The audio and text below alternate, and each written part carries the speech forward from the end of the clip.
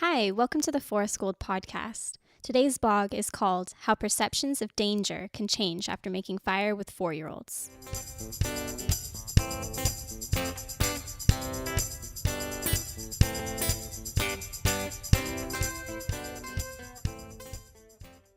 I find it interesting how our perceptions of what's dangerous are highly influenced by our cultures. In other words, what seems to be the consensus of those around us. What's even more interesting is those perceptions aren't necessarily fixed. They can change when you're exposed to a different culture's view on the matter. I bring this up after having a conversation with a friend that led to him commenting about the danger inherent in people standing on chairs, like if you need to reach something without going to get a ladder. Obviously, there is some risk involved in standing on chairs, but my immediate thought was, if I can safely enjoy working with 4-year-olds using tools and making fires, then standing on a chair doesn't seem all that dangerous to me. However, upon reflection, I'm not sure I would have held that same perception before having experienced actually using tools and making fires with 4-year-olds.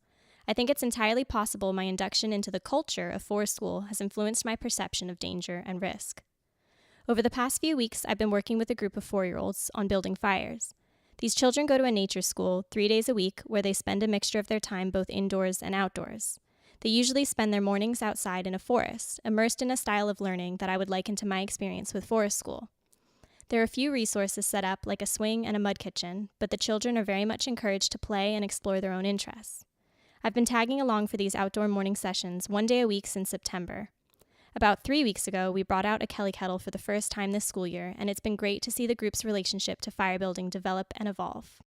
We actually started the process by creating a fire area from scratch. This involved choosing a suitable location, sweeping away dead leaves, and making a square boundary out of logs.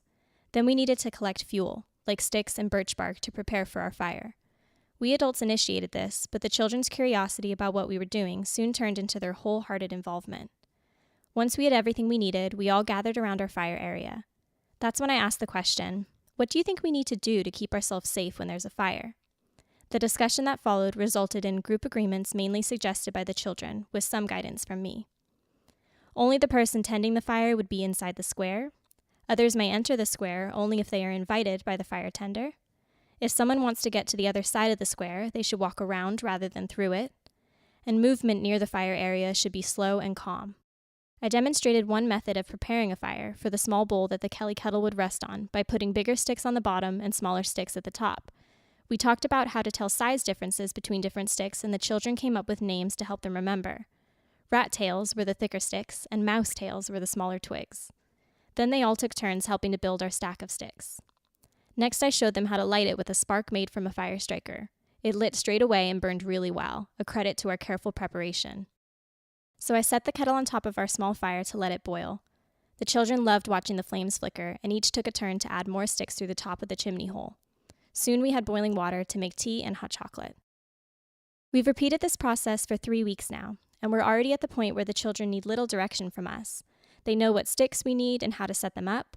They know how to safely tend the fire when the kettle is on. Additionally, there have been so many unplanned learning opportunities that have come up just through conversation as we work. For example, why a stick won't burn when it's green. How to tell that a stick is dry by listening for a snapping sound when you break it. How a fire needs oxygen, fuel, and heat, and if you take any of those 3 things away, it will go out. How tucking in scarves, taking off mittens, and tying back hair keeps us safe when we're working with fire. How smoke looks and smells different than steam, and on and on and on. Another conversation topic has been how and why to put the fire out. Questions have come up like, what might happen if we just left a fire or hot ash behind? How could wind affect this? How can we check a fire is totally out before we leave? Once the fire has died down, we've been sprinkling and then pouring water over the metal bowl. I usually use a stick to give the water a stir and make sure everything has been saturated. This week, 2 of the children watched me do this and wanted to try it too. As they were mixing, we noticed how the water turned a deep black color and how it looked a little bit like paint. Can you guess what happened next?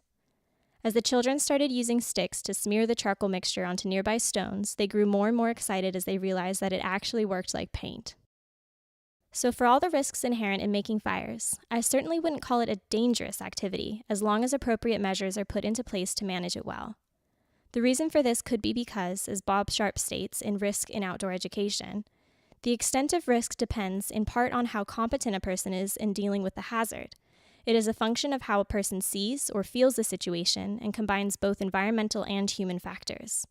Thus, risk may be different for each individual even though the measured risks may be identical in size. Therefore, my perception of danger, at least when it comes to fire, is a result of the confidence I've gained in myself to lead fire-making activities with children and the experiences I've had with their competence to participate safely, even at the young age of 4. I've adjusted to a forest school culture where such risky activity is just the norm, and it's certainly more fun than standing on chairs. Thank you so much for listening to the Forest Schooled podcast. I really hope you enjoyed it, and you can find more at www.forestschooled.com.